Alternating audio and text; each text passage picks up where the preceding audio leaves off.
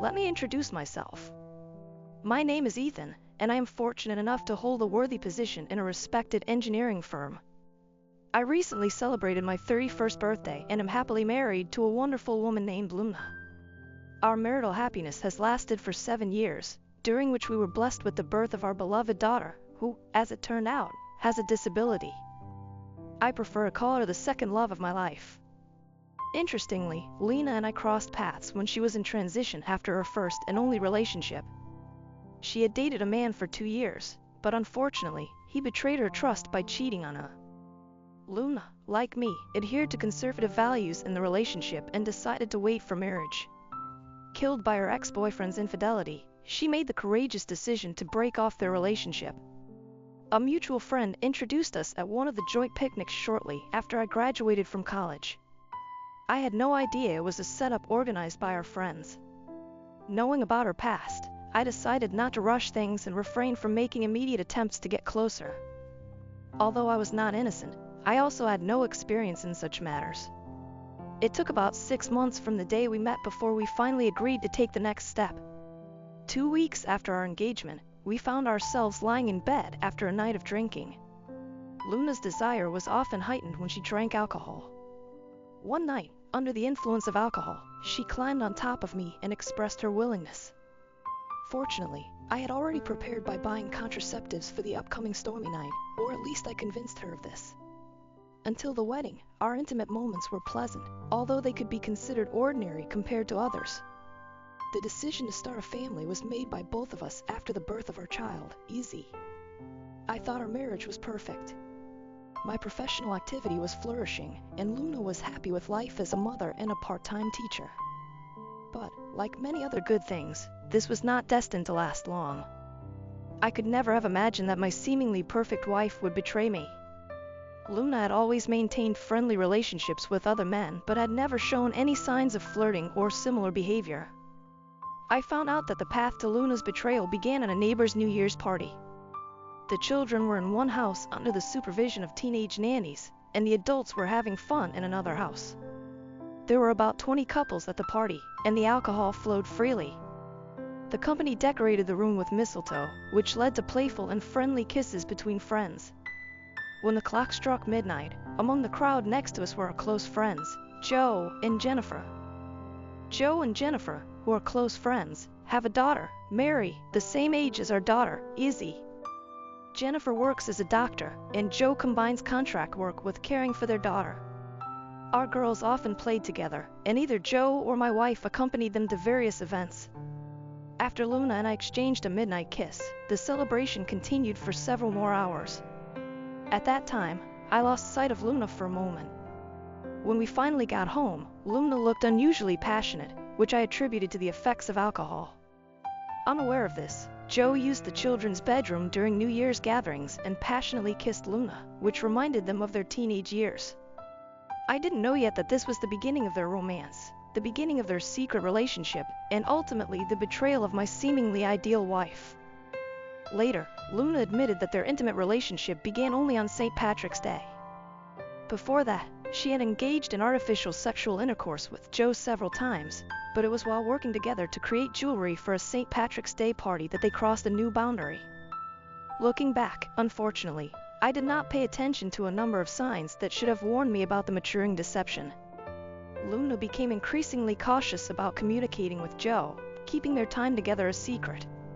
Despite the fact that Izzy no longer wanted to play with Mary, Luna insisted that they continue to spend time together. I couldn't help but notice Luna's declining interest in our intimate moments together. Although there were other signs, I preferred to ignore them, not wanting to admit the truth. I convinced myself that she had started exercising and dieting again solely to improve her physical condition for our relationship. I didn't pay attention to the increase in the number of text messages, which often came at untimely times. When I asked about them, she calmly brushed off my claims, dismissing them as conversations with girlfriends.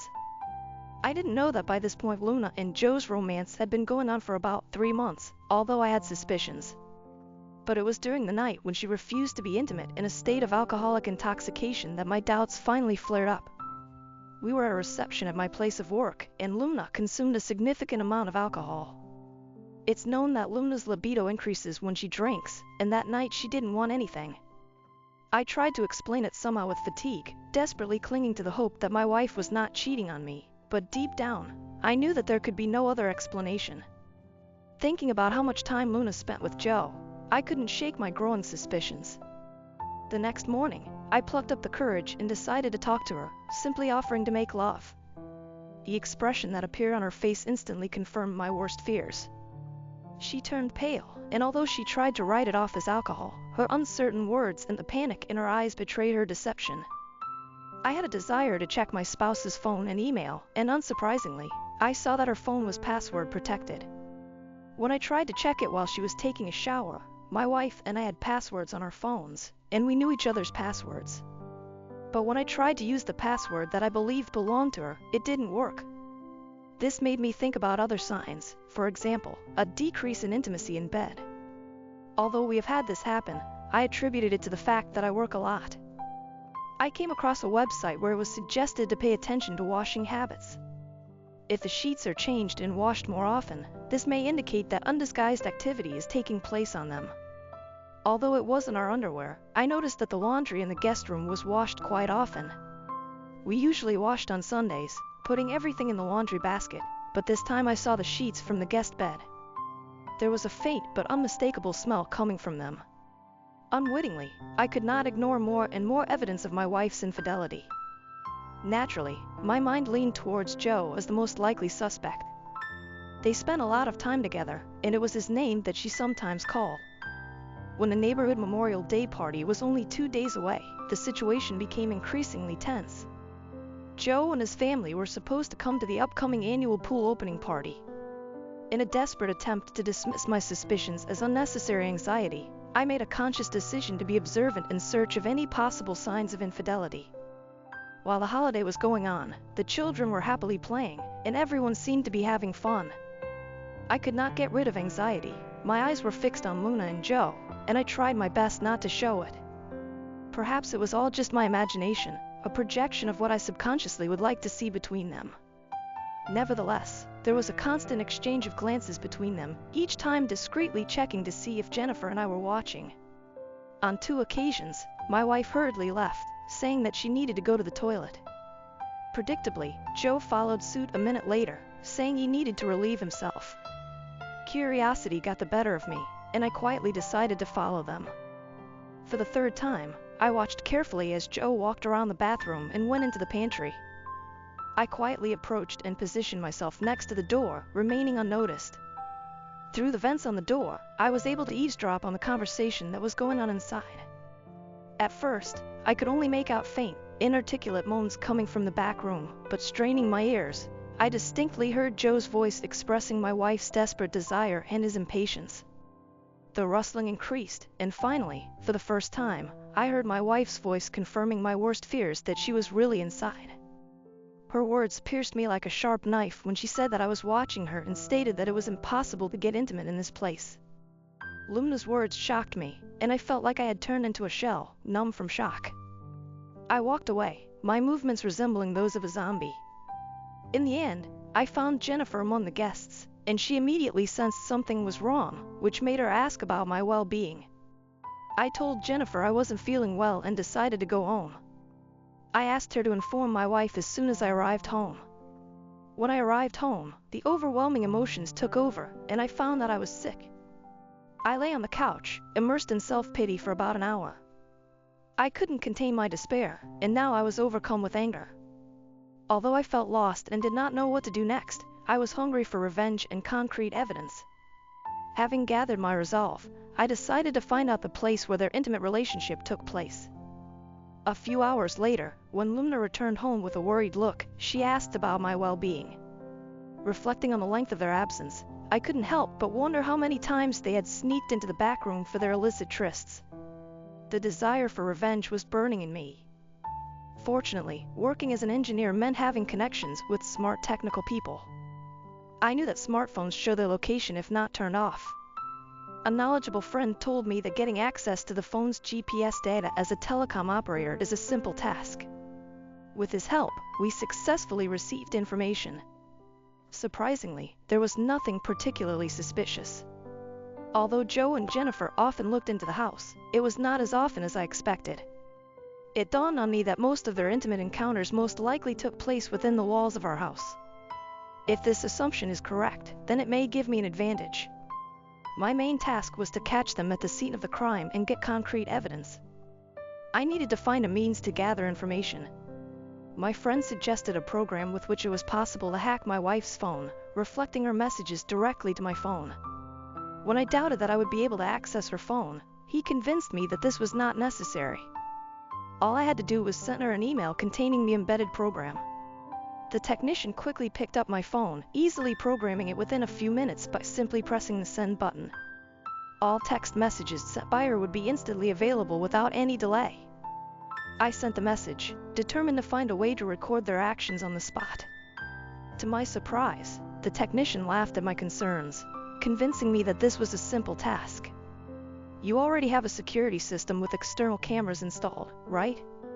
So we can easily add wireless cameras that record both video and sound, allowing you to monitor anywhere.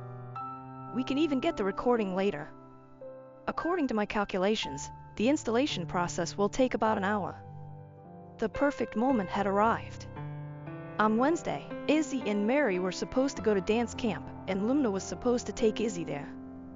I had a strong suspicion that at this time, she would be cheating on me, but I developed a plan to use the time when Izzy was dropped off and checked into the camp. This would give my technician enough time to install the cameras discreetly. On the way home, I stopped by an electronics store to buy the recommended cameras. While waiting in line at the cash register, I received a notification on my phone. It was a barely noticeable notification that Lumna had opened my email and installed the app. To avoid arousing suspicion, I immediately turned off the sound on my phone so that Lumna would not find out that I had access to her messages in real time. Meanwhile, Izzy was happily fluttering around, overwhelmed with joy at the upcoming dance camp.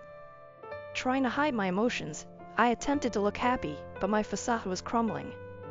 As soon as Izzy fell asleep, I quietly retired to my office, giving Lumna the opportunity to be alone, hoping that she would correspond with Joe. My intuition turned out to be correct, and they engaged in a lengthy discussion. Lumna shamelessly shared her intimate photos with him. I expected to see an impressive physique, but to my surprise, Joe turned out to be as ordinary as me. He was happy to talk about how he would take the girls to a dance camp and then come to our house to have an intimate pastime. Joe was looking forward to spending the whole day enjoying my wife's company. Lumna shared with Joe her desire to arrive at the dance camp early to avoid long queues for registration. She couldn't wait to get home and meet Joe by the scheduled check-in time. Having carefully calculated our plan, the technician and I estimated that we would have just enough time to install the cameras. We met at the nearest McDonald's restaurant where I parked my car. From there, we waited patiently for Lumna and Izzy to walk down the street. My task was to install 6 cameras while the technician masterfully handled the programming. The most difficult moment was programming the cameras since they had to be activated by movement and controlled remotely. Strategically, I placed them in different places of the house: the kitchen, the living room, the basement, our bedroom, and 2 in the guest bedroom. I had a strong suspicion that the guest bedroom would become their favorite meeting place. Fortunately, we managed to finish the installation just in time. Glancing at the phone, I saw 2 cars pulling up to the house, recording the arrival of Lumna and Joe. But when I returned to the office, I did not dare to check the phone for traces of their intimate activity. I realized that I would have to wait until I got home. Maintaining self-control was very important for the successful implementation of the plan. Despite the desire for revenge, I tried to suppress my emotions and refrain from sarcastic questions from Lumna about how our day went. Watching her panicked expression, I felt a certain satisfaction, but I realized that if I wanted revenge, I had to restrain myself. The next day, while at work, I was looking through the footage from the outdoor surveillance cameras. I saw Lumna and Joe drive up and park in the garage. When they entered the kitchen, their passion immediately became obvious. They embraced, exchanging kisses and passionately clinging to each other. Their stay in the kitchen was short, and they quickly moved upstairs to the guest bedroom. Despite the muffled sound, it was visually visible how Lumna and Joe were taking off their clothes. I decided to skip their kisses, considering that they had nothing to do with my ultimate goal.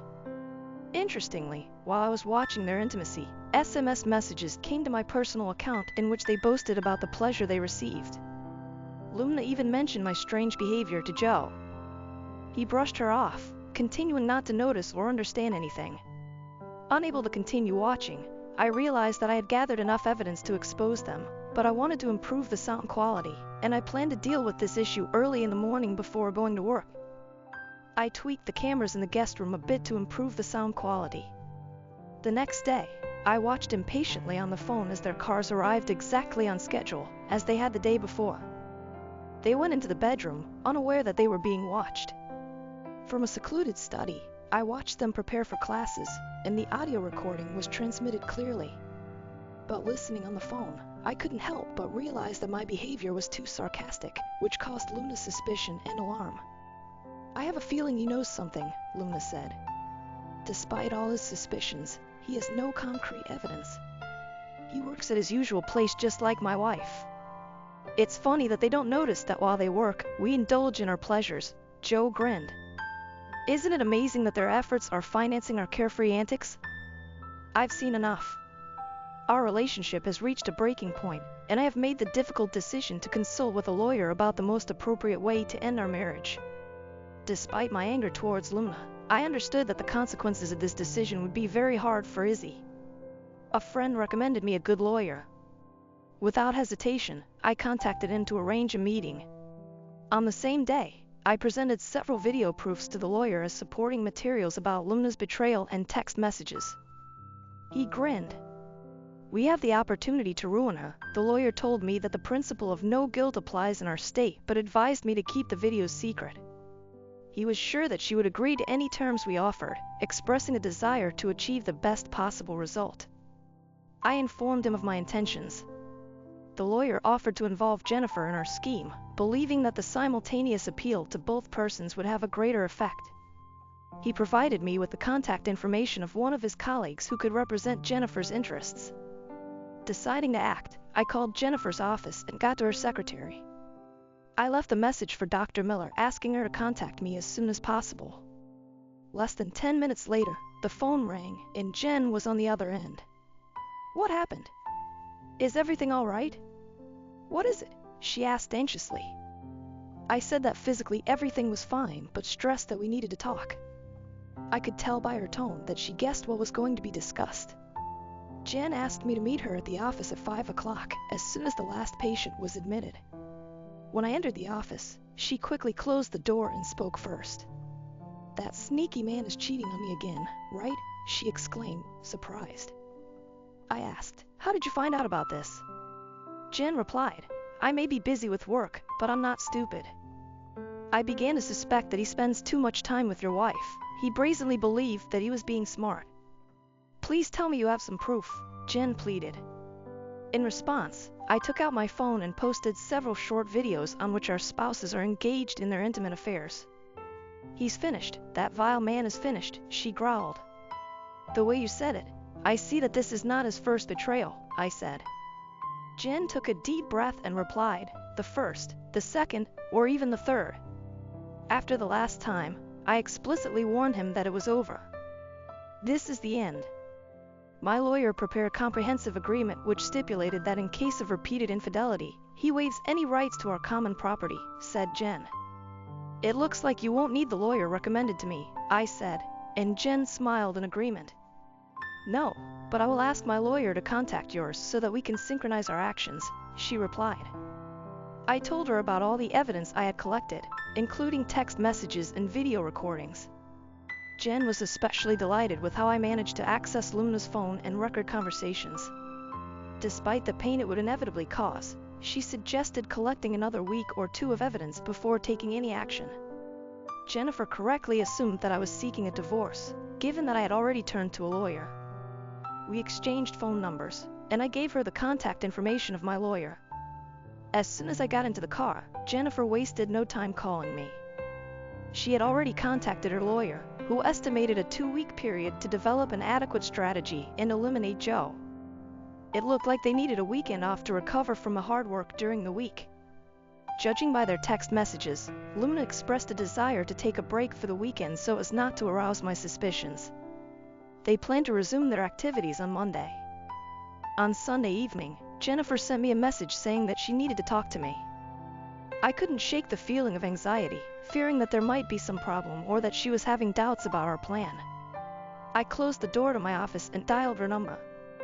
Jennifer assured me that our plan is still in force, but she wanted to emphasize that it is necessary to maintain self-control. Curiously, she specifically advised me not to enter into an intimate relationship with my wife in any case.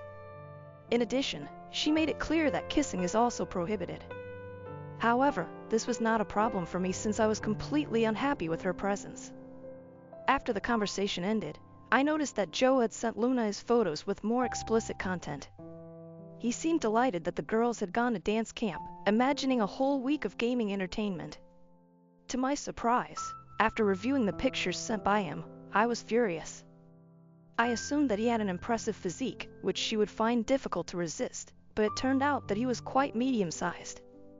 Their daily routine consisted of giving the girls a lift and then returning to our house for entertainment. It became increasingly difficult for me to observe their daily entertainment. Jennifer asked for a lunch meeting on Friday to discuss the plan. She had already consulted with her lawyer, and all the necessary preparations were to be completed by the end of next week. Her lawyer communicated with mine, ensuring that both sides would meet at the same time. Divorce papers will be prepared for them, which they will have to sign, as well as an ultimatum that failure to comply with the requirements will lead to the publication of videos containing accusations. Jennifer repeated her warning that I should not have an intimate relationship with Luna. I reassured her that such a reminder was unnecessary since I did not intend to do it. I had no desire to touch her. Curiosity made me wonder why, and she replied that it would be too important to signal for Luna over the weekend. Luna slept until noon on Saturday, saying she wasn't feeling well, and her appearance certainly reflected that. In addition, text messages were exchanged between Joe and Luna indicating that Joe was also feeling unwell. Sunday evening came, and Luna informed Joe that she intended to rest on Monday, suggesting that they meet on Tuesday or Wednesday instead. On Wednesday, while at work, I quietly connected to the surveillance cameras on my phone. As expected, Joe arrived right on schedule. Luna mentioned that despite feeling unwell, she still wants to have an intimate relationship, so I heard. Doubts began to creep into my head. I was not sure that I could continue implementing this plan. On Thursday morning, Luna said she was feeling a little better but was experiencing discomfort when walking. From my office, I carefully watched their interaction. When Joe drove up to the house, Luna intercepted him in the kitchen. "We can't sleep tonight," she said. Surprisingly, Joe didn't argue. Luna continued to talk about her physical pain and inability to make love. Perplexed, she admitted that she did not understand what was happening to her body. They talked for a long time until Luna accused Joe of transmitting a venereal disease. Joe reacted defensively and quickly left. I immediately contacted Jennifer to inform her about their illness, but she showed neither surprise nor concern. We continued to clarify our plans for a meeting with the spouses on Friday. The children had their last dance lesson, which ended with a small performance since their grandparents were present at the class. We agreed that the children would spend the weekend with them, a common thing that would not arouse suspicion from either Luna or Joe. Jennifer told me that she contacted the authorities and asked them to be present on the street when she ran into Joe. Based on past experience, she was afraid that Joe might show aggression when presented with evidence. On Friday morning, I went to work, although a little later than planned because of the dance performance. My parents expressed concern about Luna's appearance, which led to a lengthy conversation lasting more than half an hour. Unlike them, Jennifer and Joe quickly left the venue. I quickly got behind the wheel, choosing a shortcut that allowed me to arrive home a few minutes before Luna. In a hurry, I prepared a speech, making sure that the suitcases were displayed in a prominent place.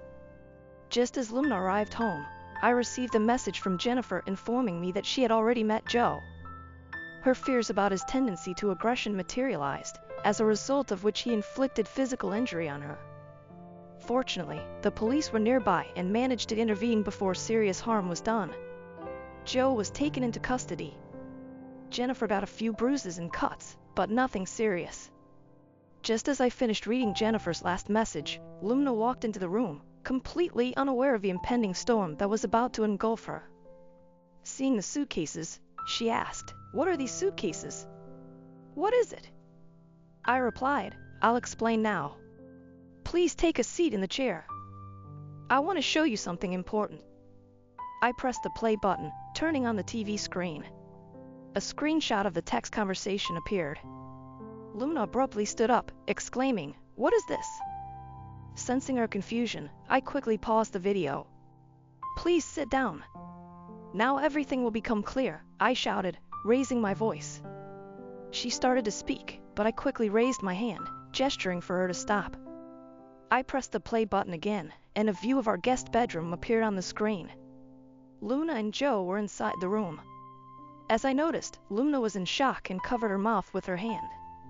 It was obvious that they did not notice that their actions were being recorded. While we were busy with our own affairs, tears were streaming down Luna's face. She begged me to stop. I put the TV on pause, wanting to find out what my beloved wife confesses. Tears were streaming down her cheeks as she apologized, admitting that it was a mistake that happened only once. "Please believe me." "It doesn't matter to me," Luna calmly asserted, but I couldn't be fooled. "Don't deceive me. It will only worsen the situation," I replied. Luna got up from her seat again, accusing me of hacking her phone and emphasizing its illegality. She took out her phone, ready to act. I ordered her to sit down and be silent. If she had intentions to contact her lover or send him a message, I advised her not to worry. Jennifer has already presented him with irrefutable evidence that we have collected. He lost control of himself and attacked Jennifer, which led to his current imprisonment. Maybe you don't know, but you weren't his first, second, or even third affair. He's lost everything, and by the way, so have you, I said. Luna had tears flowing as she begged for forgiveness, expressing her deep remorse. She repeatedly asked what she could do to redeem herself. "Well," I began, pointing to the suitcases she had asked about earlier, "this is for you. I collected some of your clothes and things. You have to leave. I don't care where you go." I picked up the pack that the lawyer had prepared.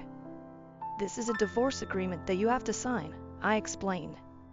"You will receive 30% of our property, with the exception of the house.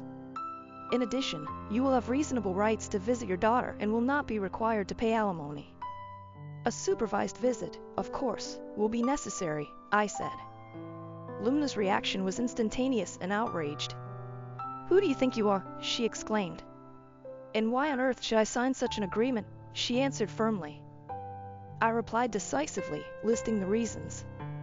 "Firstly, I am the husband of a lying person who has been having an affair with our despicable neighbor for the last 6 months. Secondly, if you refuse to sign the contract, then we will be subjected to a trial during which your incriminating footage with Joe will be shown to the whole world. And finally, I would really not want these videos to become public." Luna switched to our daughter Izzy, tearfully asking about her reaction. "I do not know," I answered bluntly. "How would you explain to her that her mother was unfaithful?" The moon shrank into a ball, absorbed in her sorrowful sobs. Eventually, Luna managed to pull herself together, and she began to read the papers. "I refuse to sign it," she said. I just shrugged my shoulders, agreeing with her decision. Switching my attention to another part of the video, I asked Luna a question. "Who would you rather I send the first video to, your parents or the director?" Luna protested, warning me that I would face consequences for distributing such explicit content. I chuckled softly, shaking my head. "Oh, Luna, you have no idea who you're married to, or rather, who you're going to officially divorce," I said. "I'm an engineer. The video will be sent from an unknown account." Luna continued to argue for a few more minutes until I threatened to press the send button. In the end, exhausted by the constant pressure, she reluctantly agreed. Luna asked for permission to take some personal belongings, and after a moment's thought, I allowed her to do so. 5 minutes later, she left in her car. The divorce agreement was signed, and we broke up on Sunday. A car drove up to the entrance. It was Luna's father, Mr. Anderson. He burst into the house full of anger, accusing me of forcibly expelling my daughter and promising that he would not tolerate it. He stated that Luna informed him about the fabricated divorce agreement and insists that it be declared invalid. In response, I sternly told him to shut up and invited him into the house. Luna didn't tell her father the true story. When I told him about my daughter's infidelity, he threatened me with physical violence to silence him. I showed him an incriminating video. He was instantly silent. At first, he tried to reject the video, considering it fake, but I convinced him that I had many hours of recordings if he wanted to watch them. As soon as he became convinced that I had a huge amount of evidence against his beloved daughter, his behavior changed. As a result, he agreed that my proposal aimed at preventing the publicity of the videos was fair and reasonable. I thought he was more concerned about the shame that would befall him than his daughter. His only request was that he and his wife continue to participate in Izzy's life. I agreed to this condition. After completing the necessary documents, I allowed Luna's father to pick up the remaining things.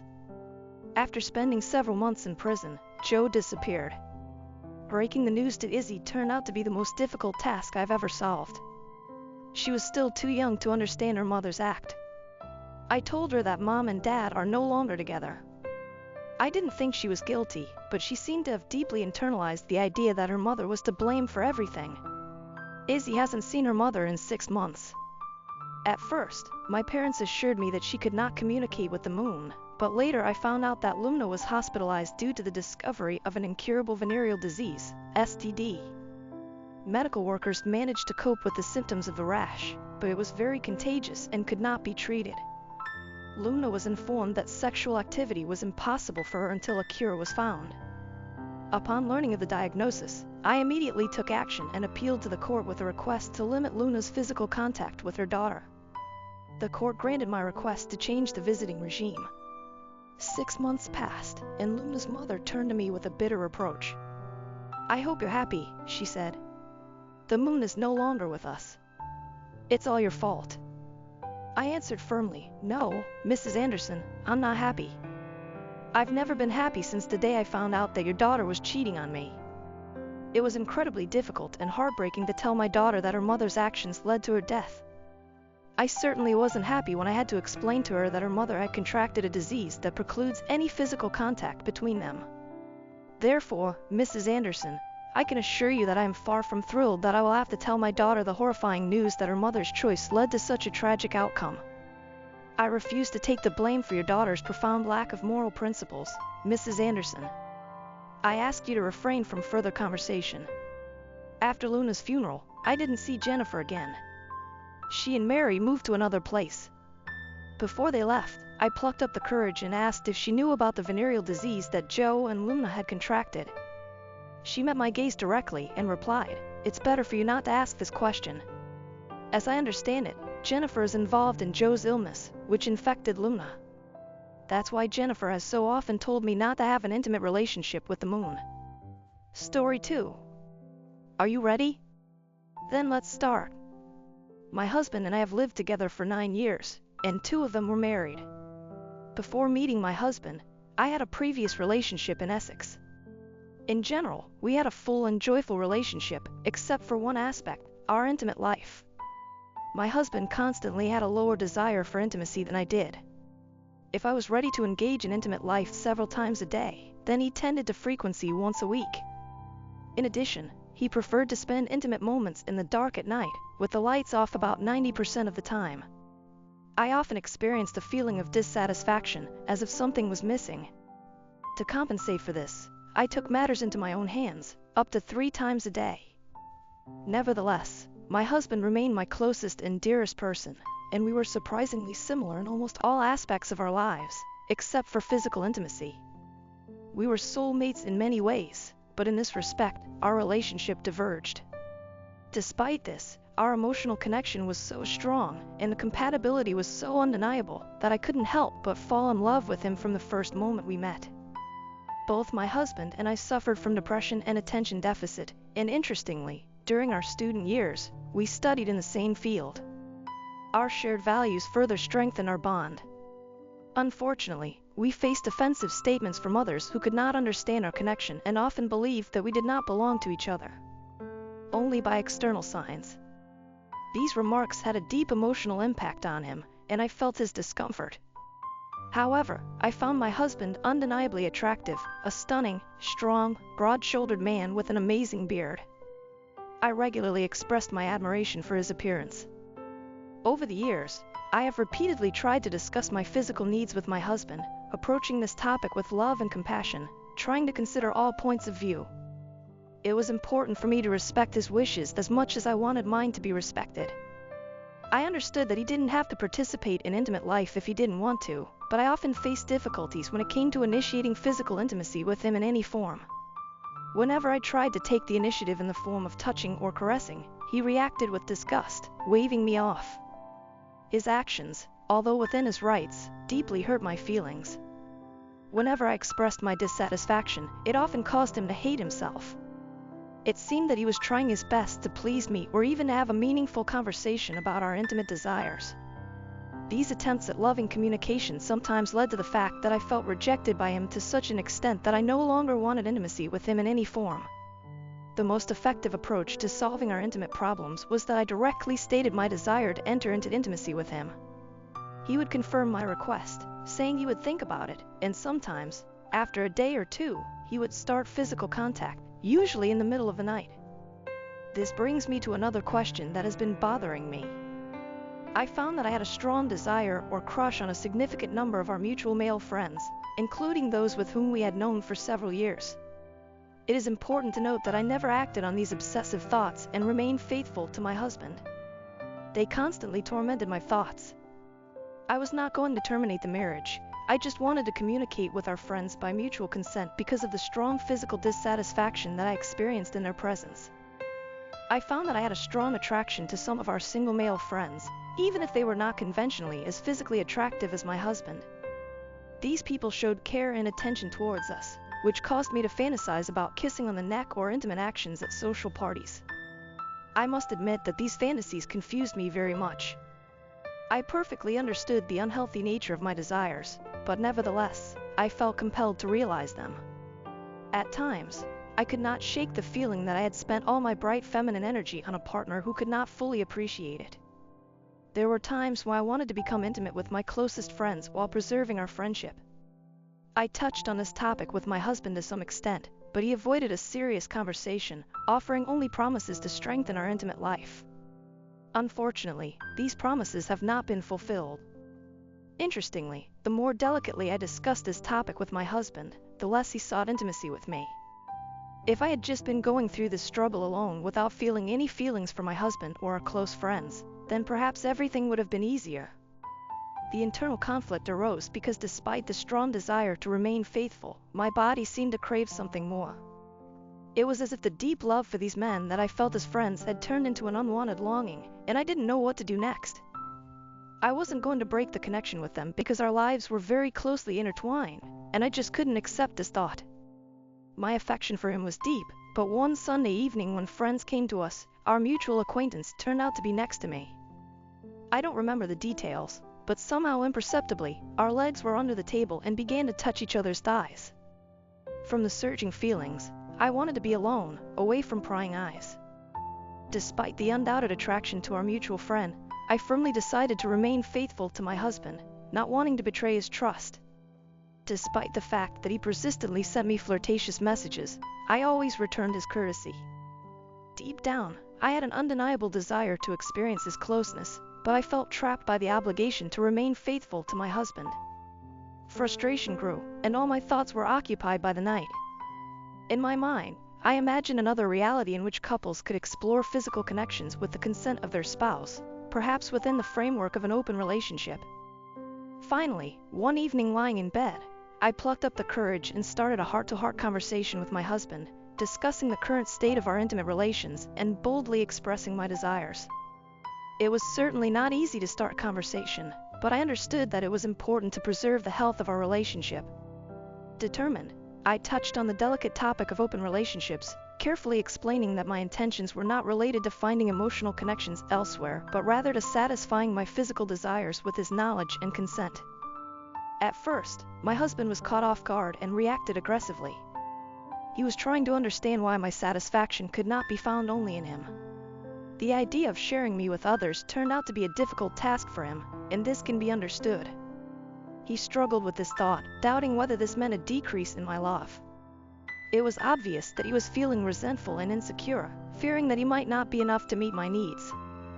In the following weeks, we had a lot of heartfelt conversations, delving into the subtleties of an open relationship, carefully studying both the potential benefits and the problems that arise. But after exploring all possible options, he eventually expressed his reluctance, citing the fact that an open relationship would be unbalanced, and I would be able to achieve more success than him. During our conversation, I expressed a potential solution that could alleviate his concerns. I suggested that I could organize women's participation for him as well. This offer opened up a whole new area of emotions and problems for us. We started the difficult path of establishing clear boundaries and anticipating possible problems. While my husband was still hesitating, I began to develop a plan to convince him. I knew that one of his fantasies was connected with the presence of two women, so I turned to the internet in search of like-minded people who would be interested in communicating with a couple. It took a lot of trying, but in the end, I managed to find a woman who I thought was right for our situation. Trying to surprise my husband, I carefully planned our first night together without revealing my plans. One evening when he came home and took a shower, I took him to the bedroom where an unexpected surprise was waiting for him. Me and the woman we invited were lying in bed and looking forward to him. At first, he was nervous, not knowing what to expect, but we took the time to create a comfortable and relaxed atmosphere. What happened that evening turned out to be an incredibly pleasant experience for all of us. It revived our connection and brought a sense of fun and joy into our lives. My husband also accepted this meeting, finding pleasure and satisfaction in it. After the departure of this woman, my husband thought about how important my happiness was and realized that the complete suppression of my desires could lead to resentment and deformation of our relationship. Gradually, he began to accept the concept of an open relationship. It was a process that unfolded gradually, not immediately. Initially, we investigated meetings in which my husband entered into close relationships with several women. Over time, he strengthened our bond more and more, which allowed him to reach a level where he began to calmly relate to the fact that I was entering into a relationship with another man. By the time my husband expressed his consent for me to date other men, we had already had a diverse experience in intimacy.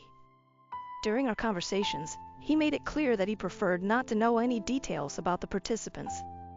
When the time came for me to explore relationships with other men, we set boundaries, in particular, the mandatory use of protective equipment, and agreed that each of us has the right to terminate the relationship at any time.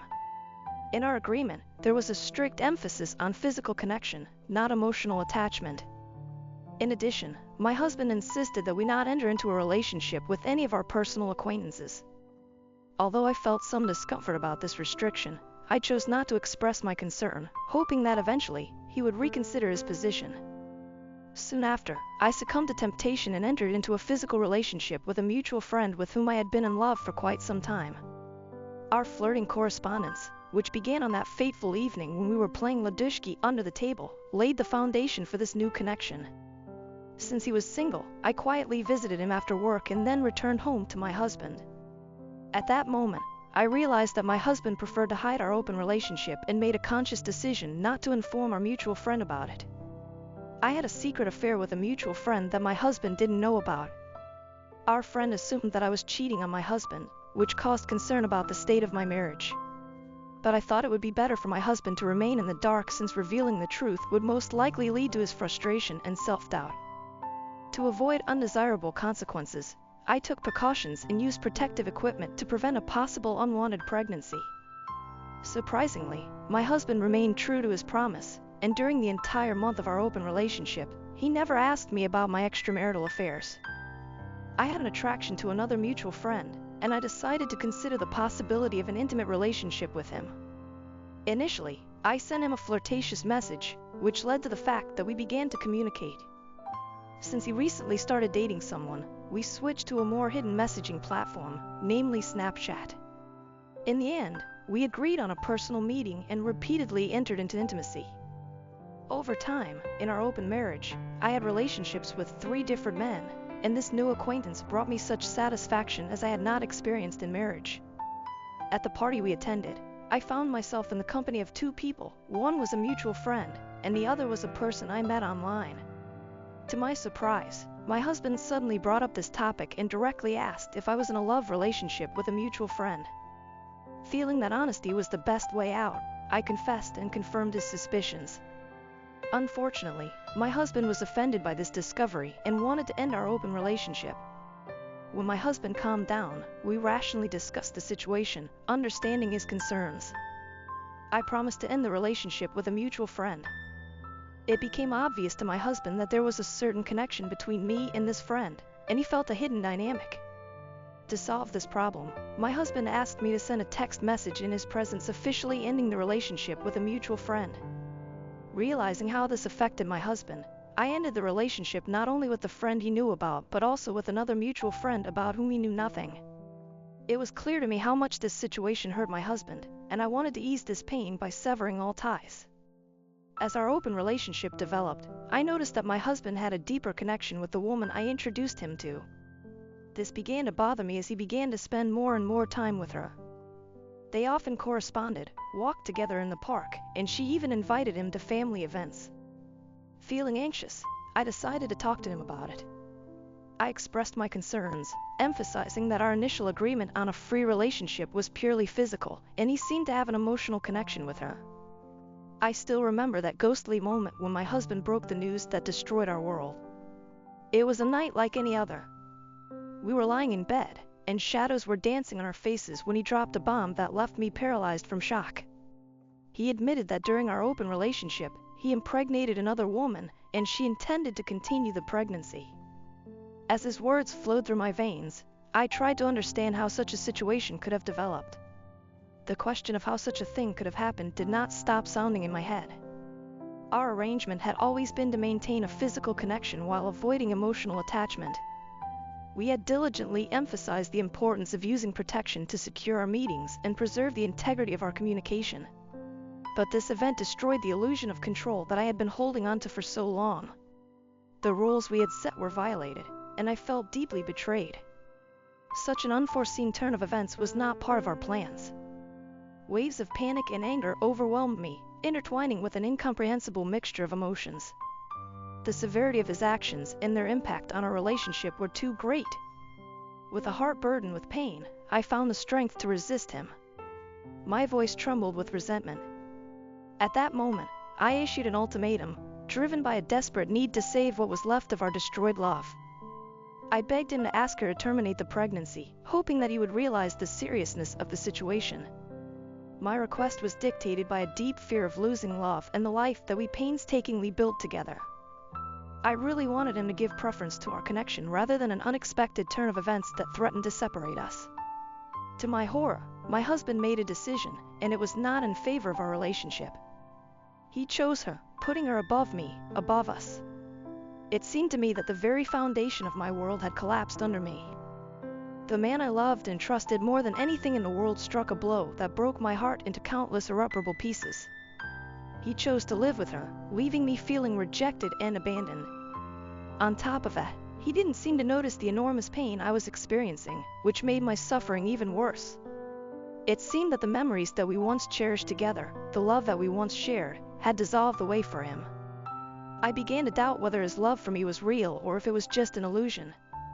Amid the mental anguish, I realized that I could not stay in a relationship where my feelings were no longer valued. It was incredibly painful to watch him go to another woman, how their relationship was developing, and mine was collapsing. I had to find the courage to leave in order to forge my own path forward. The path to the end of our marriage was long and painful. He pushed me to the limit, testing my strength and determination. Over time, I began to explore my own desires, entering into relationships with different partners as we did during our open relationship. However, in these encounters, there was not the love and connection that we cherished so much before. Physical intimacy could not fill the void left in me by a broken heart. I longed for the love we lost and yearned for its return.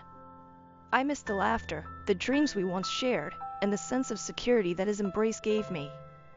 But no matter how difficult it is to come to terms with this, I understand that our love was forever spoiled, forever scarred as a result of the decisions we made.